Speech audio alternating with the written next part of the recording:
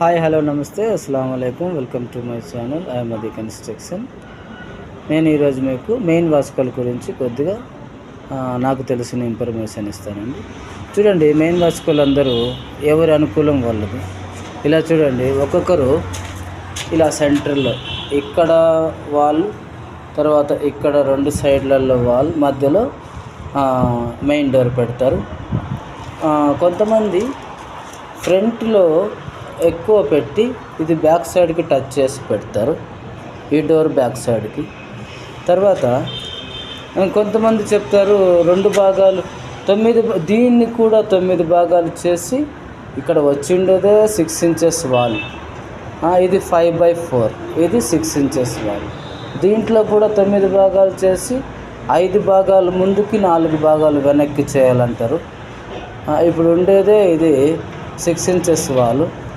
మళ్ళీ ఇంకొకరు ఇప్పుడు చూడండి, పెట్టేటప్పుడు వాస్కోలు, మేము ఇక్కడ వాస్కోలు అంటాం, దర్వాజా, మెయిన్ దర్వాజా పెట్టేటప్పుడు ఒకవేళ ఇది 9 ఇంచులు తూర్పు సైడ్ రోడ్డు ఉంటే రైట్ సైడ్ ఉండే ఈశాన్య మూలలో ఒక నూలు దారము ముందుకు పెట్టమంటారు. సరేనని మేము పెట్టి ఫిక్స్ చేసేస్తాం. తర్వాత ఏమన్నా కొద్దిగా ఇంట్లో ఫైనాన్షియల్ ప్రాబ్లం అయిపోతే, ఇల్లు కట్టేటప్పుడు ఎప్పుడైనా ఫైనాన్షియల్ ప్రాబ్లం రానే వస్తుంది.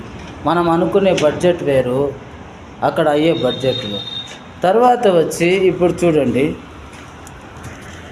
ఇప్పుడు ఈ మూల ఉంది కదా, ఇది ఈశాన్యం అనుకుందాం. ఇది కొద్దిగా ముందుకు ఇలా పెంచి పెట్టమంటారు, ఒక్క నూలు దారం లేదా 2 నూలు దారాలు.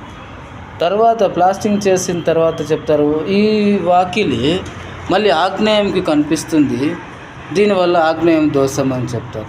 అలాంటిది ఏం లేదండి. ఇప్పుడు చూడండి, మనకు అనుకూలంగా పెట్టుకునేదే మెయిన్ దర్వాజా. పాతకాలంలో సెంటర్ పెట్టడానికి మెయిన్ రీజన్ ఏంటో తెలుసా? ఇప్పుడు మీకు అందరికీ తెలిసినట్లుగా పాతకాలంలో ఇప్పుడు ఈ దర్వాజాకి మనకు ఇక్కడ ఇలా ఏమంటారు దాన్ని, వుడ్ ఉంటుంది. ఇది 4 పక్కల దారబంధ్రానికి ఇట్లా పొడుగ్గా ఎక్స్ట్రా ఉంటుంది, పైన తర్వాత కింద. కానీ మధ్యలో ఇప్పుడు మనం